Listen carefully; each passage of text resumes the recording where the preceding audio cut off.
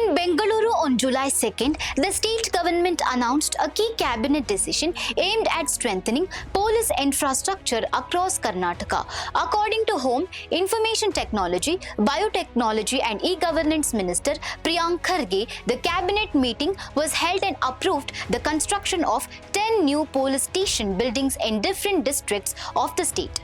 The decision has been taken with the objective of further strengthening law and order and improving the delivery of police services to the public. The minister said the initiative is in line with the 2025-27 state budget announcement, which proposed the construction of own buildings for police stations operating in various parts of Karnataka. Under this project, the cabinet has approved a total grant of 30 crore rupees. The 10 police stations that will receive modern buildings under this plan are Uppinangady in Dakshina Kannada district, Kundgol in Dharwad district, Arsikere Rural in Hassan district, Surapura in Yadgir district, Muddebihal in Vijayapura district, Kushtagi in Koppal district, Sirwar in Raichur district, Sakaleshpur Rural in Hassan district, Basavana Bagewadi in Vijayapura district and Hunsur Rural in Mysore district. Following the construction of these new buildings, police personnel are expected to benefit from improved working conditions while the public will receive